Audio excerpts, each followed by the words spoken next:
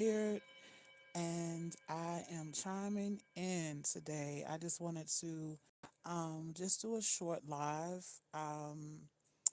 as we move into the time of the winter solstice. And I had a conversation about this time of the year. For me, I kind of struggle a little bit because of the cold weather. I just don't adapt well to cold weather. Um, it makes me feel like I'm kind of in survival mode, which I don't like to be in. But I want to talk about, not necessarily what the winter solstice means, but more about the magic of children at this time of the year because we do know the Christmas celebration that many people. And I was discussing how magical I was as a child and how I was a little disappointed I was pretty disappointed when I found out the truth of the season and all that there wasn't someone coming down the chimney to give me gifts, that it was my mama.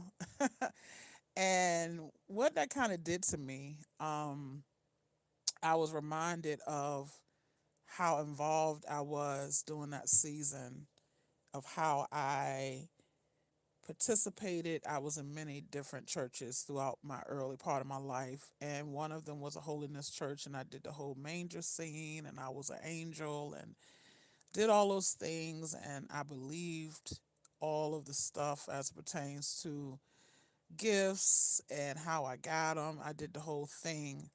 And I can remember when I found out the truth, I was a little disappointed because as you think about it, children have big imaginations. And I would even say it's 5D at that point.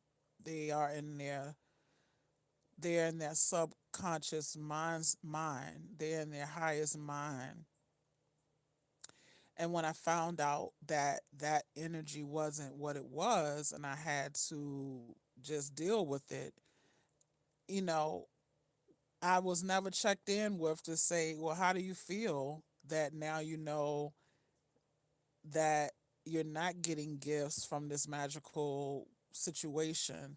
It's more mama is getting the gifts and she's the one that's taking care of all the stuff. I never really got that time to digest it. It was more like I just had to deal with it. And I wanted to talk about how does that make a child feel when they just had to say, "Oh, it's not like that. It was not true." I had to release that in my own child way. I don't even know how I did it, but I was disappointed. I do remember that feeling of disappointment. And again, knowing my astrology now, knowing that I have Neptune in the first house, which is connected to the sign Pisces, I'm very imaginative. I'm a Leo as well. So magic was everything to me, and it still is to me. That's probably why I am a priestess. This is why I know I do candle magic. I love to sing and use the sistrum when I'm singing or shake the sistrum. I do spiritual readings, that type of thing. And I also have my North Node of Sagittarius in the first house as well. So I was pretty disappointed knowing, and it kind of brought me down to a 3D level in my thinking that no, it really isn't magical. I believed in the tooth fairy, the whole thing. And I remember Wonder Woman being out and at one point, and I really thought I could do anything. I could jump all buildings. I could do. I was one of those children. So we were just talking about not what does it do to a child's imagination when they're told the truth of that day and how you get the gifts and that type of thing. I'm not even going to go into, you know, what what the tree represents, the, Saturnalia, um the real message behind a child was born on that day. The sun, um the sun is born, and it really is a physical sun, but that's another conversation. I will come back possibly and do a whole discussion on that once I get all my thoughts together about it. But I know I was disappointed. I was disappointed knowing that I wasn't, if I just did good and I was a good girl, I could get all these gifts and get all these things. And truly believed in magic. I truly believed in miracles. And what that did to my self-esteem and the thinking that yes, I could do anything and magically something will appear. So I had to really, over the years, gain my magic back, gain my imagination back, whether it was through physical movement of dance, of creating, whether it was clothes or jewelry or art, painting or spoken word, music. I had to dig deeper to get that magic back, um, because I believed in the magic of Christmas at one point in my life. And once I found, my mom just, she worked hard. She went and got the gifts. It wasn't a magical person coming down the chimney, which we did not have. But I would lay, I would sit up at night and wonder, how did they get all the gifts to all the children in the same night? And I, was into Rudolph and the whole thing. I even felt sad for Rudolph because he had the red nose and he was picked on. I believed all of that. I was such an impressionable child, and magic and wonder and miracles and everyone being happy. That was truly in my heart. So as an adult, I am now at a point in life where I really have to dig into my own magic to know that word sound is power, to have my affirmations and the words of power and working with the elements. That is a way that I'm, you know, getting back to my magic. I miss the innocence of being a child. Um, the innocence of a child, the first 7 years is so important. And I really wish we could find another way to have our children believe in magic and the miracles and the wonder, other than some of the stories we're using that are not, that is kind of a shock for a child once they get older and they find out, oh, it's not really real. Like, imagine the letdown of that. So yeah, I wanted to just do a short talk about this because I wonder, how did you feel, if you and your family practice the Christmas holiday? How did you all feel as a child when you found out that the whole thing was kind of a sham? Um, the gift giving part, how you got the gifts the next morning when you woke up. How did you feel when you learn the truth? Like, what did it do to you as a child? Did you just shove it off and say, okay, whatever? Or did you really have to process it the best way you could? Did your parents talk to you? Did your aunties, your grandma, your grandpa, whomever, did they have a talk with you about it? Or did you just have to accept it and move on? Was that one of your first letdowns when you found out that Santa was something made up? Even though we can go into, again, deeper conversations about Santa. Um, and of course, I made this video not for children because I'm not trying to put my thoughts and beliefs on other people, but I really want to know why we kind of do this to children. Like I said, I had this tooth fairy, I had the Santa, I did all of that. And someone so empathetic as I was and so imaginative as it was a bit let down. And of course, when I was in a holiness church for a while. I did the Baptist church, holiness church, multicultural church. I did all of that, and it was a big thing around the holidays. And I participated in all of the, like I said earlier, I was an angel. I made my angel wings. I did all of that. And all of that was wrapped around this this scene of the being born. But if you know anything about the winter solstice, the winter solstice is the time where they say the sun does not move, and it's at a point where it's the quietest part of the season, and this is the time you go into meditation and strengthening your pre your I'm sorry, um, you strengthen your mind through meditation and quiet. And it's we kind of do the opposite of the things we should do. We get ramped up, we shop more, we're under stress, and we kind of going against the season. However, I just wanted to bring that up. And so on the 25th is when the sun is born. I know I'll get some pushback on this, but I'm not caught up in religion, so you may want to skip. You may want to skip my live. But yeah, I just remember that young girl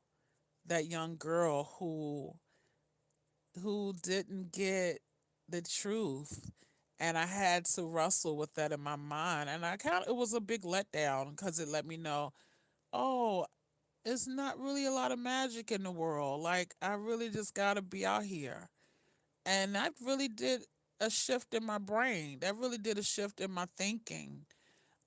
Because I always felt like I could do anything, and most children feel that way, right? Until they are introduced to some of the realities of the matrix, the realities of the world.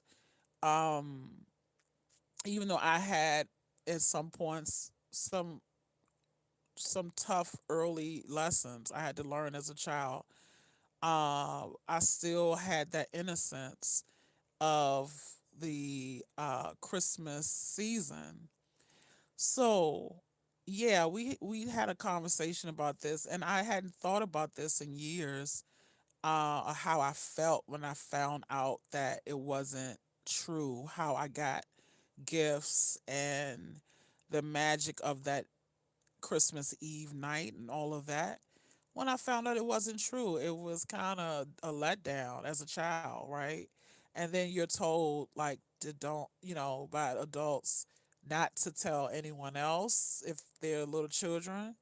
And so I kind of had to keep this secret, right? A secret of that wasn't real. Um, and so it's like you have to play along with this fib, this lie that so many people are doing. And I was let down. I really believed in the magic of the season. I really believed that I was getting these things that I wished for. And if I was a good girl, I would receive them. Right. And no, it was my mama doing hard work, putting in extra time, putting stuff in layaway, putting stuff in, hiding my gifts in people's closets and doing all those things. She was, working hard to make sure I had the things that I needed. And I just give so much thanks and love to my mama, because my mama was the one who was really about that Christmas. She was the one who made all my dreams come true. She was the one that brought the magic. to her child. It wasn't someone else, it was my mama. But still, I had to process that this was not really how it went down, you know? So I just say all of this. Do you still believe in magic? Do you still believe in the miracles of spirit, of the universe, the multiverse? Even though you know the truth as an adult and you may have children, you may have grandchildren, how do you proceed with them? Do you still tell them about this Santa thing, or do you try to install magic and miracles and wonder? Do you try to install this with them in other ways so that they don't lose their innocence and that they don't lose the magic of their mind, the imagination? In the Kemetic tradition, we invoke Heteru. Heteru is the woman of the house, the woman of the woman of Heru, the house of Heru, and she is known as the Nebet net of beauty, of imagination, of opulence, of love and joy. And she is the one that has us to look in the mirror. She is a very ancient, ancient Nebet, Neteru. And she allows us to tap into our beauty, tap into our magic, as well as our set. Nebet Aset. She is of magic energy. She's the mother. So I bring this up to say once we get past these ideas that modern society through religion has told us about magic and intuition and sorcery and the occult and beauty and opulence, all of those things. Once we get past that and we realize that the magic is within us, the wonder is within us, the imagination is within us, and we connect to these higher energies, yes, these higher energies of beauty, these higher energies, and we connect to those energies through prayer, through chanting, through music, through nature. We can rise and raise ourselves again to connect to the 5D, to the energy of the higher forces, the higher energies. Um, I just want to hit my bowl with that. Ashe, dua, dua, dua, dua enter, dua, ast, dua, hetzeru, dua, segment, dua, dua, dua, heru, dua. Yes. So I wanted to just have a conversation about that. I wanted to get that off my chest. It was in my mind.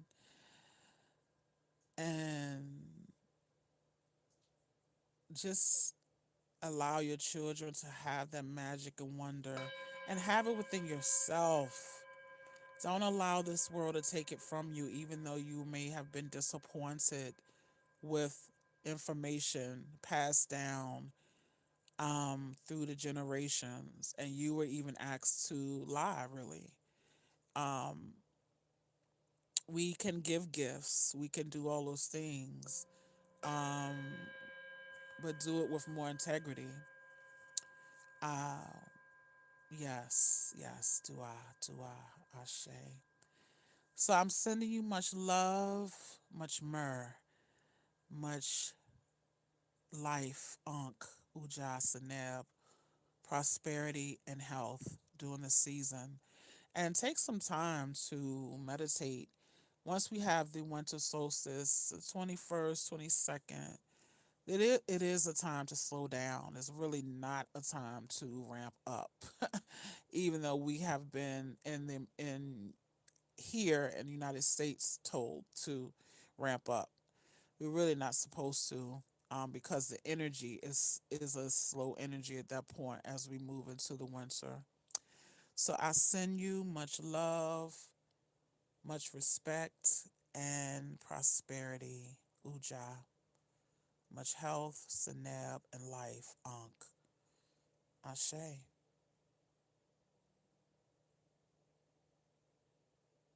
Thank you to everyone who joined in. Ashe. Peace.